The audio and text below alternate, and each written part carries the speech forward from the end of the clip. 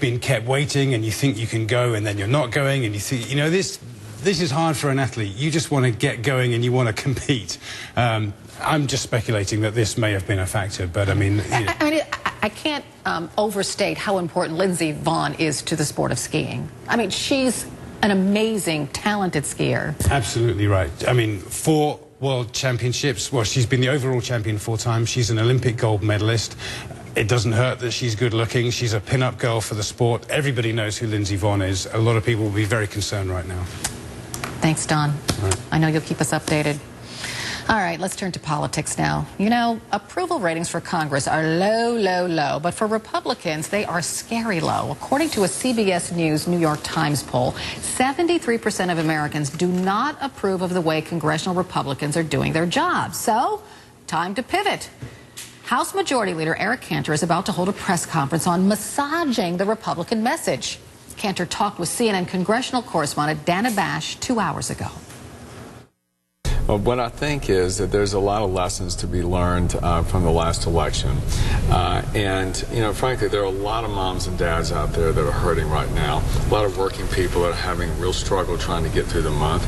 And too many millions of Americans out of work. And I think what we all need to do is to focus on how we're going to make life work for those people again.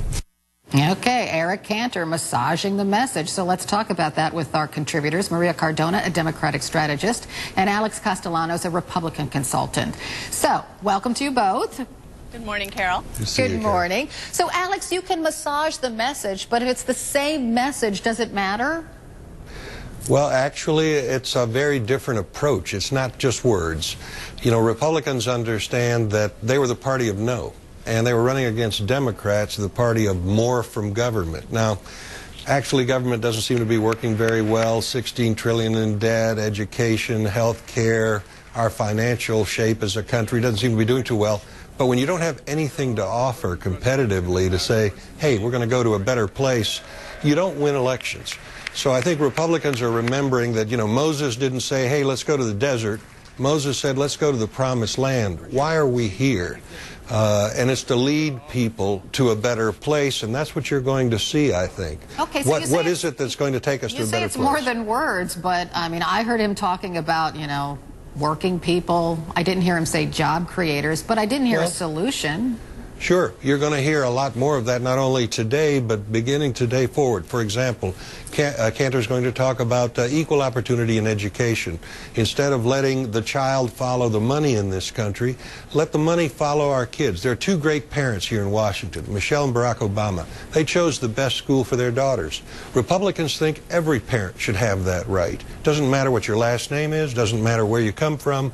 Why shouldn't parents be able to choose the best school for their kids? And that would transform our educational system. That's a new idea, but it's an idea that's consistent with who we are as Republicans and what we believe. Look, we've had a ton of failure in education from the old top-down political approach that the Democrats have advanced. Let's try something different.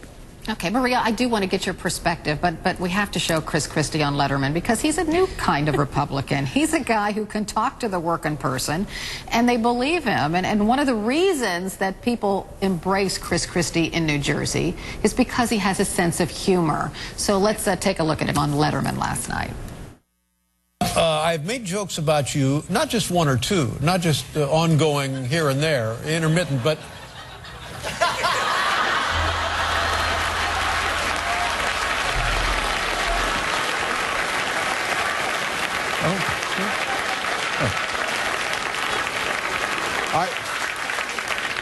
I didn't know this was going to be this long. Now, Maria, I'm not suggesting that Eric Cantor eat a donut on national television. I'm not suggesting that. But, I mean, a little levity would help, right? Instead of all this doom and gloom that you hear from Republicans. Yeah, I think that's right, Carol. And so I think the point that one of the reasons why Chris Christie connects is because he actually does talk about the reality of what is going on in this country with people's lives. I commend Leader Cantor for actually trying to change the message. But the problem is that they don't just need to change the talk. They need to change their walk. And they're doing it on immigration, for example. They knew that they couldn't continue the same outdated policies on immigration, or they would continue to receive shellackings at the polls. The same applies with the role of government. And Alex just talked about this, and I think this is important.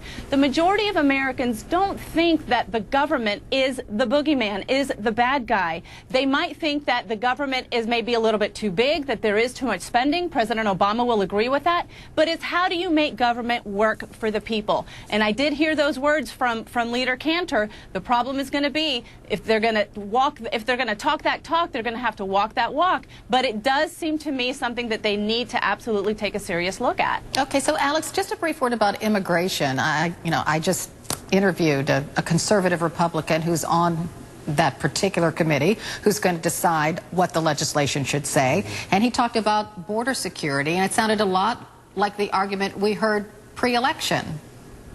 Well, I think one of the things Republicans are learning is that our top-down Republican approach is no better than the Democrats' old top-down approach. In other words, Washington doesn't seem to have the answer on immigration. What you're seeing is, look, the federal government's job is to enforce the border, protect the country. Great. But if you're in a state, if you're in Louisiana or Mississippi, really you should decide how many workers you need, how many immigrants you want to come re-nourish your economy. You know, we're running low on people in the United States. We're not reproducing enough. But when states start to compete for talent, for labor, then businesses want to go to the states that offers them the most opportunity, and all of a sudden you value immigration.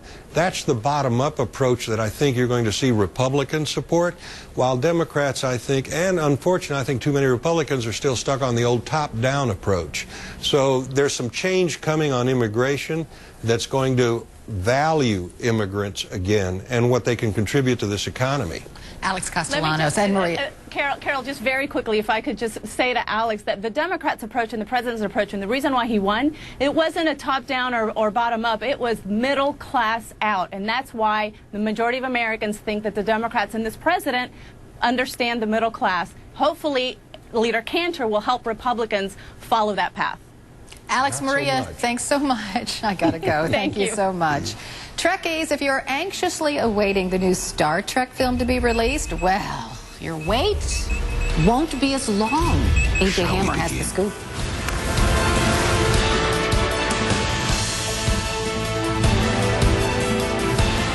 Progressive Claims, this is Flo. I need you. I feel so alone.